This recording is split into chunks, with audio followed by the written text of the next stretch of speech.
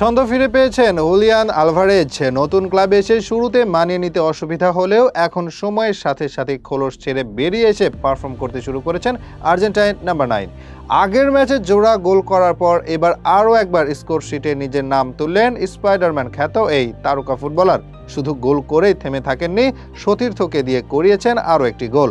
Match জুড়ে দুর্দান্ত performance দেখিয়ে হয়েছেন সেরা রেটিং প্রাপ্ত খেলোয়াড়। স্কোরশিটে এদিন তিনি একাই নাম তুলেননি, আর্জেন্টিনার সাম্প্রতিক সময়ের সাফল্যের মাঝমাঠের কারিগর রদ্রিগো ডি পলও ছিলেন এদিন দলের সাফল্যে।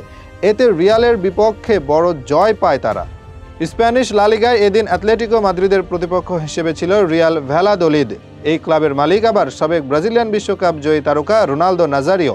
প্রতিপক্ষের মাটিতে ম্যাচের শুরু থেকে আক্রমণাত্মক ছিল গ্রিজম্যান আলভারেজরা। যদিও গোলের জন্য অপেক্ষায় থাকা লাগে ২৬ মিনিট, ক্লেমেন লেংলেটের গোলে এগিয়ে যায় অ্যাটলেটিকো। ৩৫ মিনিটে গ্রিজম্যানের শট রুখে দেন গোলকিপার, তবে সেখানে দলকে বিপদমুক্ত করতে পারেননি তিনি। বল চলে যায় আলভারেজের কাছে, গোল করে দলের ব্যবধান দ্বিগুণ করেন এই আর্জেন্টাইন। লিগে এটা তার পঞ্চম গোল।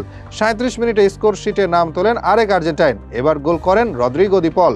দ্বিতীয়ার্ধে আলভারেজের সাথে বল দিয়ানিয়া করে ব্যবধান ৪-০ করেন গ্রিজম্যান। শেষ পর্যন্ত ৫-০ গোলের বড় জয়ে মাঠ ছাড়ে তারা।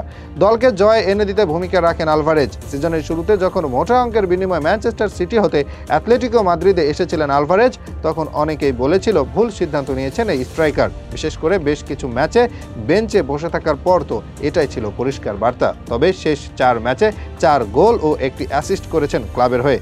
বছরের পর বছর ধরে মাদ্রিদে খেলছেন ব্রাজিলিয়ান রদ্রিগো। এই মৌসুমে লা লিগায় ১১ ম্যাচে করেছেন মাত্র ৩টি গোল।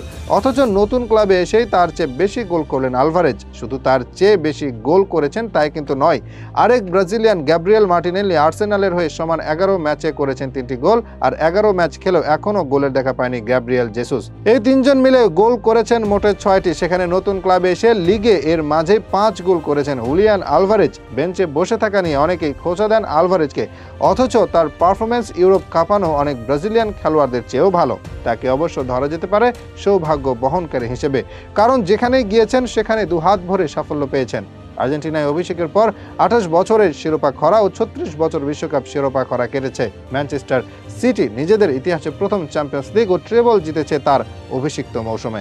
সব মিলিয়ে তার অর্জন তার দলে আসা সবার জন্যই যেন আশীর্বাদ। এখন নতুন ক্লাবে এসে কি জয় করেন সেটাই দেখার বিষয়।